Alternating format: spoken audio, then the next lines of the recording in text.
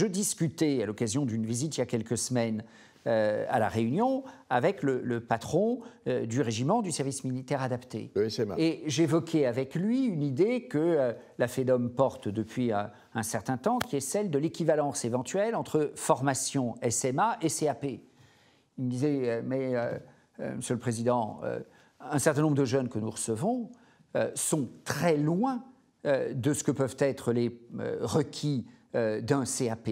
On est sur quelque chose qui se situe assez en amont du CAP. Peut-être qu'un jour, ils auront. Mais l'idée qu'il y ait une équivalence qui puisse être trop formalisée, vu la difficulté dans laquelle sont ces jeunes qui arrivent au SMA, on en est très loin. Donc il faut mesurer cette situation extrêmement grave qui veut dire qu'il y a des problèmes. Pour le coup, puisqu'on parle en partie d'illettrisme, ce sont des problèmes qui viennent de l'école elle-même. On se retrouve avec des jeunes qui ont 18 ans, mais en vérité, le mal vient de loin. Donc ça, c'est un sujet tout à fait fondamental. Et à l'autre bout, si j'ose dire, il faut... mais les deux peuvent sans doute être liés, et on doit essayer de le faire. Faire en sorte qu'il y ait un avenir, un espoir dans l'évolution de l'économie. Je lisais une discussion récente entre le monde sucrier à La Réunion et l'école d'ingénieurs qui est à La Réunion.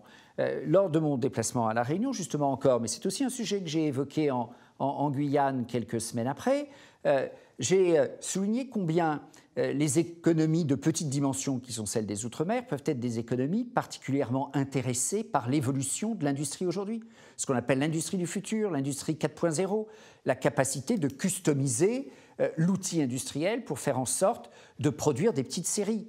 Outre-mer, la demande est circonscrite, parce que la taille du marché n'est pas considérable, en tout cas le marché immédiatement local, et donc la demande n'est pas énorme, et il faut que l'offre soit adaptée. Et quand je discutais avec des industriels de l'emballage plastique ou carton, ils ont souvent jusqu'à présent des machines qui sont des machines qu'on trouve dans l'Hexagone et capables de fournir des tonnages dont on n'a pas besoin quand on est sur un petit marché. L'industrie 4.0, elle doit permettre de répondre à ça. Et donc, vous voyez que je prends le sujet par les deux bouts. Je pense qu'il faut que la FEDOM s'associe aux initiatives. Et si Outre-mer 360 en prend, tant mieux. Et on a envie de travailler avec vous pour aider à l'emploi des jeunes sur tout le spectre. Les jeunes illettrés, et malheureusement, il y en a. Il faut appeler un chat. Oui. Et ça, c'est une épine, véritablement. Et là, vous avez raison.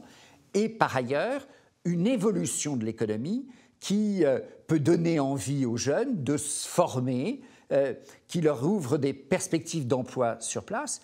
Il y faut, et c'est un des sujets auxquels la FEDOM est attachée, une certaine stabilité dans les politiques économiques, et qu'en particulier, quand l'État, quand les collectivités locales prennent des directions, déploient un certain nombre de moyens, il n'y ait pas des zigzags, des stop and go, des zigzags, parce que, par exemple, organiser une formation, ça prend du temps, c'est un investissement, il faut que ce soit visible, lisible.